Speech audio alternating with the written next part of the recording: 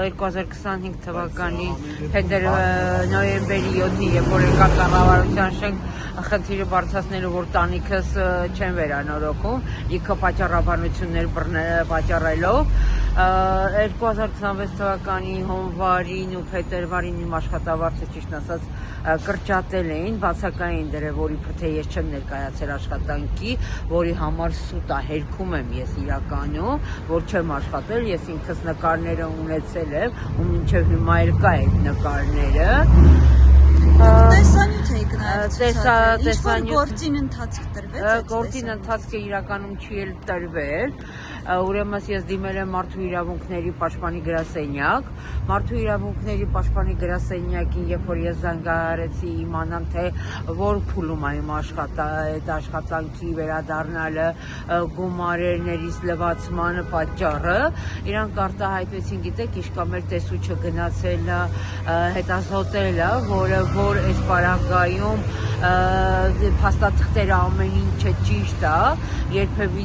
իրանք ոչ մի խախտում չեն արել, աշխատել են օրենքով, կներեք, ոչ մի բանով չեն կարող օգնել։ Ես արտահայտվեցի, գիտեք, ասեի, այս պարագայում, եթե իրանք օրենքով են աշխատել, ես նաև կարող եմ նկարներ տալ ձեզի, որ այս պարագայում ես հունվար ամիսներ, փետրվար ամիսներ, ցելի մինչև ինձ ազատել է, ես աշխատել եմ, ոչ մի հիմնավոր պատճառ չկա, որ ինձ բացակայեն դրել, շուռ եկա Մարդու իրավունքների պաշտպանի գրասենյակի աշխատակիցը արտահայտվավ այսպես, որ դուք կարող եք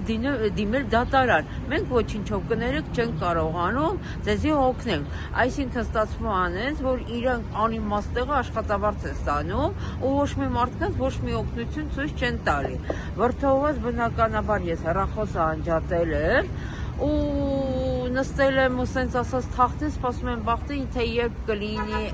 իմ աշխատավարձի վերադարձը կամ ասենք այս պարագայում իմ աշխատանքի վերադարձը։ Հիմա փաստացի մնում է փաստ, որ ես ոչ աշխատում եմ, ոչ էլ հույս կա, որ կարող է ինչ-որ մեկը վերցնի ինձ աշխատանքի, այն առումով, որ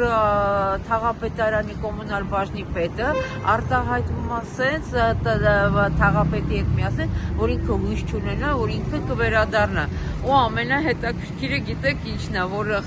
շատ ահավոր խնդալու է, այս պարագայում կոմունալ բաժնի պետը, իրա ասենց ասեմ, իհարկե կներեք ես բառիս համար, թայֆի ընկերները, որը համարում է իրա թայֆ են, երբ որ ինձի տեսնում են, արտահայտում են ամենավերջի հայոյանքներով, ով որ մեր ընկերոջը մի վատ բան կասի, գլուխները կուտենք մեկից մեկը։ Արտահայտությունը տենց է։ Կներեք, իսկ այդ տեսանյութը դուք իրավապահ մարմիններին ցույց տվել եք։ Իրավապահ մարմիններին ցույցը տվել եմ, գործը քննչականում է, երբ որ առաջի օրը ես եկա լրագրողների հետ հանդիպման, դրա հաջորդ օրը զանգում է քննիչը, ինձանից ցուցմունք ա վերցնում ու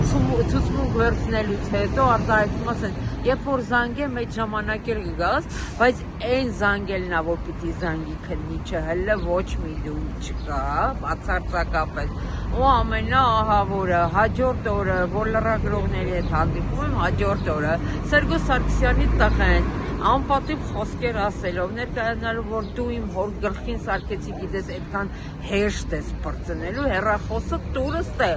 թե ես ոնց եմ հեռախոսս դրես ես գրպանս, ցեպը քաշել, որ կարողանամ պաշտպանեմ, թե իմ հեռախոսը, թե ինձի, որ հանգարցակի վնա չտա, ակնոցներս քաշում է, շպրտում է գետին, շուռ եմ գալի, որ խելոք գնամ ակնոցներս վերցնեմ, մի հատ սես ծանդր ոտը մեշկիս է հայտնվում։ Ու այնքան ցավոտ է, երբ որ շունչը քաշում է, շունչը քաշելուց ցավը տալիս է, նորից դադարում էր այդ ցավը։ Չգիտեմ, ահավոր կարգավիճակ է մեր Հայաստանի Հանրապետության վիճակը։ Այսինքն ոչ մի արձագանք կարելի ասել չի ստացվում։ Ոչ մի արձագանք չի ստացվում ու ես չեմ կարողանում ապացուցեմ, որ ես բացակայ չեմ եղել։ Ձեր աննազգանն է։ Այդա Մխիթարյան, ու ամենահետաքրքիրը նաև ինչ եմ արել, այդ օրը որ լրագրողների հետ ես հանդիպման էի եկել, ճիշտ ասած մեր քաղաքապետին դիմում էի գրել, որ տանիքս չի վերանորոգվում, չհաշված, որ ես ինքս երրորդ կարգի հաշմանդամ եմ, սոցիոլոգիական բաժն Թաղապետարանը ինձի որպես երրորդ կարգի հաշմանդամի չի տալի ոչինչ, ու ամենաաբսուրդը գիտեք ինչն է, աշխատանքը ազատելուց հետո ինձի զանգում է սոցբաժնի աշխատողներից մեկը, որ գիտեք, ես վերգինեն մեկ էլ ուզում եմ գամ ձեր տունը մի հատ տեսնեմ, ինչ կարգավիճակում է, եթե դուք իրականում աշխատում եք, մենք ձեզի ոչինչ չենք տալու, ու նամակ ա եկել ինձի, որ իբր թե Թաղապետարանը մեզի շիֆրներ ա տվել, մեզի փայտ ա տվել, մեզի իբր թե մեղ ա տվել, որ էլի եմ ասում, ահա որ սուտ ա, դա տես բան չի եղել,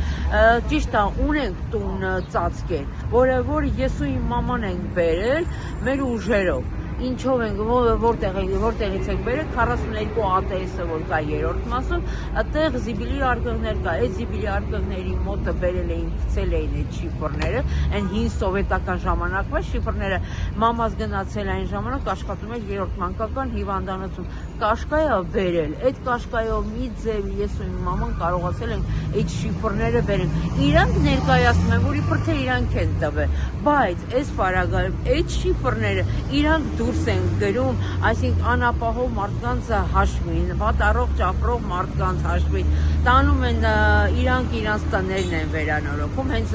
կոմունալ բաժնի պետը ունի նաև Խալբերթում տուն, այդ Խալբերթի տունն է սարքել, շիֆրով չհաշված իրանք ընկերներին են նվիրատ բերում, ես նաև տեսանյութ եմ ճիշտ ասած նկարել, չգիտեմ ինչքանով է դա ռեալ, որ նվիրել են իրանք ժեշտերը, տարել էին հողամասի մեջ էին դրել, որ ոչ մեկի փրթե չտեսնի, բայց կոպիտ ասած սենց մի փոքր վատ բառ ասեմ, աֆերիստի նման ես կարողացել եմ այդ ամեն ինչը հայթայթել ու նկարահանել իրականում։